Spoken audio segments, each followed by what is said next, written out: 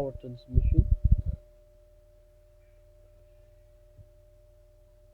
What are transformers? A transformer consists of three major components: an iron core shaped in U or square shape, a primary coil wound around one side of the iron, a secondary coil wound around the other side of the iron. This is the primary coil, and this is the secondary coil.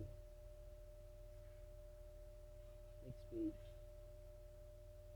The alternating current in the primary coil generates an alternating magnetic field in the iron core. This alternating field passes through the secondary coil and includes an EMF in the secondary coil. The ratio of the voltage across the secondary to the voltage across the primary coil is equal to the ratio of the turns. Vs over Vp equals Ns over Np. Primary coil, secondary coil. Voltage stepping. The purpose of transformer is to either step up or step down a voltage. When stepping up a voltage, the output voltage is greater than the input voltage. In a perfect transfer of magnetic flux and consumed in energy, power is conserved. Input power, output power. Pn equals Pout plus Vp. Ip equals Vs Is. Ip over Is equals Vs over Vp equals Ns over Np. It can be seen that in a step-up transformer, the number of secondary turns exceeds that in the primary coil, and the current is stepped down by the same factor by which the potential difference is stepped up. Almost all electrical appliances other than lights and motors connected to a domestic supply use a transformer.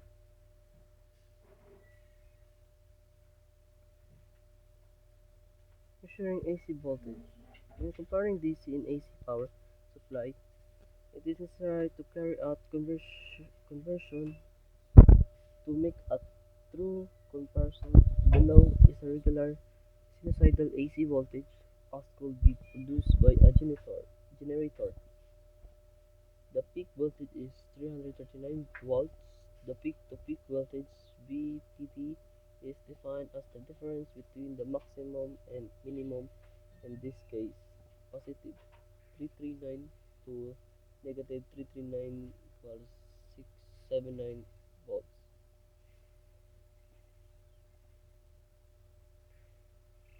RMS voltage is the square root of the mean of the square of the potential difference.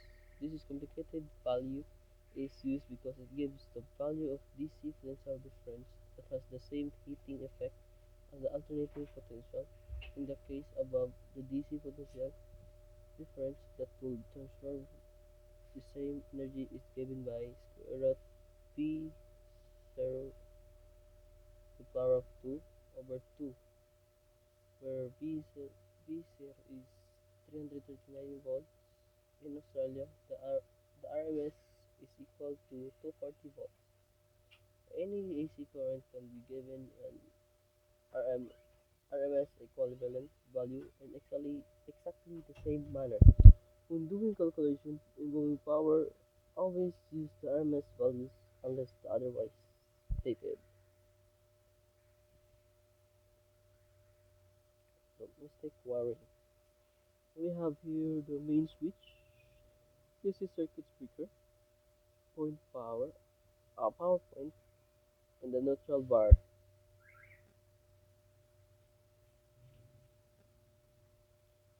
Two wires come from the power pole to the house. The active wire is 240 volts RMS. The neutral wire is 0 volts and it's connected to the ground.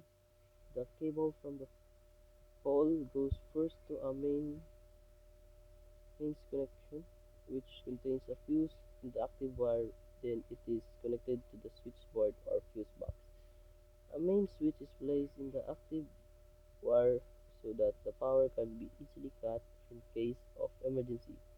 Several lighting in power circuits o- originate at the switchboard and each has a fuse or circuit breaker, so the individual circuits can be isolated and cut. The neutral is connected to the neutral bar in the switchboard, which is earth. The neutral bar has connection to each power and lighting circuit. Third wire on earth also goes to each circuit. The earth wires are connected into the ground, often by a water pipe or metal stick. They serve as a safety feature, and the earth wire is connected to the metallic base of an appliance. If this case accidentally becomes electrified, the current flow harmlessly to earth and possible blows of fuse in the process. The current will flow to the earth because it will always take the path of least resistance. The fuse is designed to blow and break the circuit if too much current flows at any time. The earth pin on three-pin plugs is always longer than the active and neutral to ensure that the appliance is always earth when plugging in.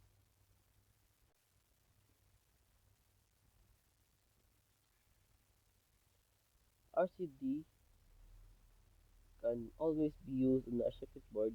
They do not provide protection against overload or short circuit conditions. To be effective, the RCD must operate very quickly at a low earth leakage current. Tools designed to protect human life are engineered to trip out with an earth leakage current of 300 milliamp, milliampere within 200 ms, and at a higher earth current of 150 milliampere milliamps, they will trip in less than 40 ms. These limits are well inside the safe zone within which electrocution of or fire will not be expected to occur. In Australia, residual current devices have been mandatory since 1991 in new houses on all power and lighting circuits. Vertical distribution system. Resistance of power lines is proportional to the length of the lines. The longer the wires, the more important the transmission losses become. The larger the diameter of the wire, the less the resistance, but the greater the weight, cost, and higher the supports need to be. It is paramount to reduce the power losses in cables. P loss equals V loss times I transmission. V loss equals I transmission times R. P loss equals I transmission to the power of 2 times R. Transmitting at a high voltage in relatively low current reduces power losses. This requires stepping up the voltage at the power station and stepping it down for industrial and domestic use.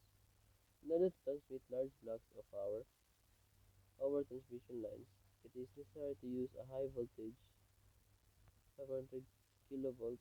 Only then can the current be kept down to a reasonable level, 1 times 10 to the power 4 ampere. If the power was transmitted at 250 volts, it would require a current of 2 times 10 to the power 7 amps to supply the power to Melbourne. The power is transmitted in current and AC current because of its current voltage level over long distance. AC is always advantageous in its ability to be transformed either up or down. In contrast, DC current is unable to be transformed, necessitating transmission of large amounts of power, which will increase the energy loss resulting from large voltage drops. Typically, the power is sent from generating station at voltage as high as 500 kilovolts. As it arrives at terminal station, it is stepped down to 66 kilovolts and then down to 11 kilovolts at a substation. Pole, pole transformers further step it down to 415 and 240 volts for domestic use. Its various stages power is taken from the system and rectified into 600 volts or 1500 volts DC for public transport. Power is always transformed into other AC voltage for specific uses in industry. Power losses in transmission lines need to be considered in some questions. The power is not actually lost, it is dissipated into heat which becomes unusable. The power supplied to the consumer is equal to the power supplied at the start minus the power loss in transmission. That's all. Thank you.